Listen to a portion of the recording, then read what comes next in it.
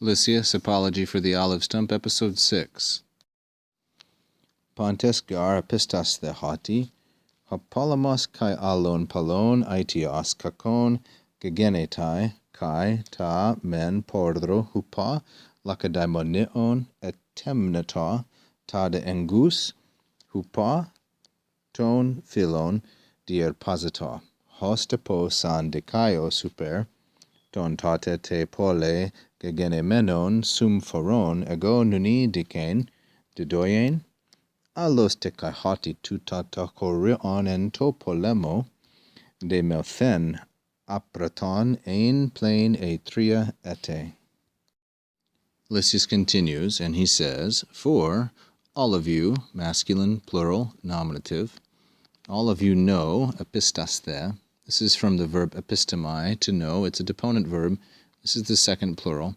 For all of you know that hopolemos, the war, kai alon palon aitios, became gegenetai. This is the perfect of gignomai. That is the deponent verb gignomai. The war became the cause, aitios, kai, also of many other evils, alon palon kakon, the genitive of cause with aitios.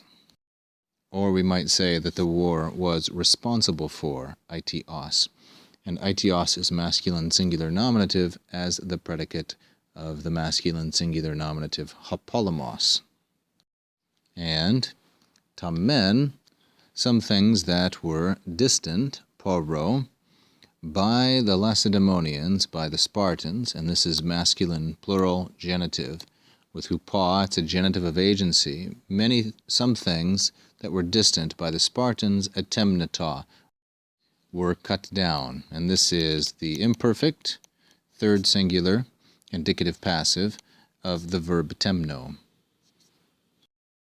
Tade, while other things, tamen tade, other things that were near.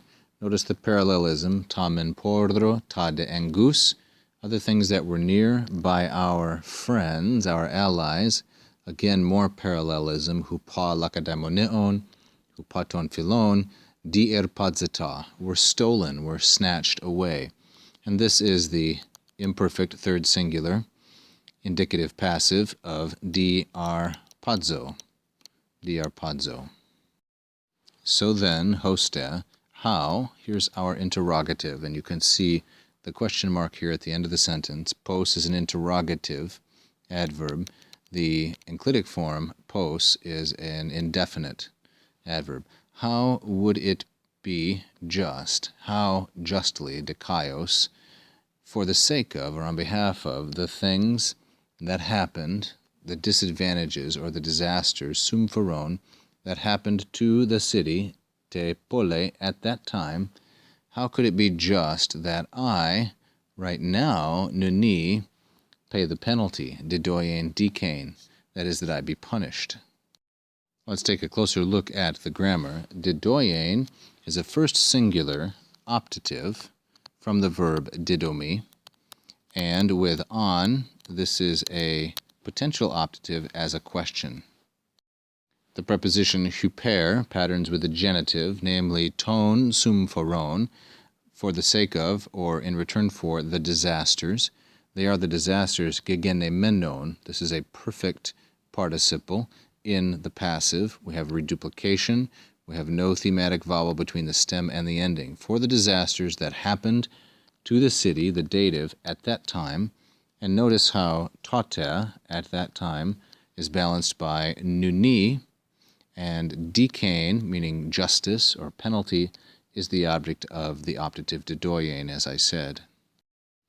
Not to mention the fact, allos, indeed, as well, that tutatacharion, that this estate, in a time of war, and topolemo de melthen, this is the participle from the verb demewo, to become the property of the state, that this estate, this villa, confiscated in time of war, was apraton, unsold, alpha privative, remained unsold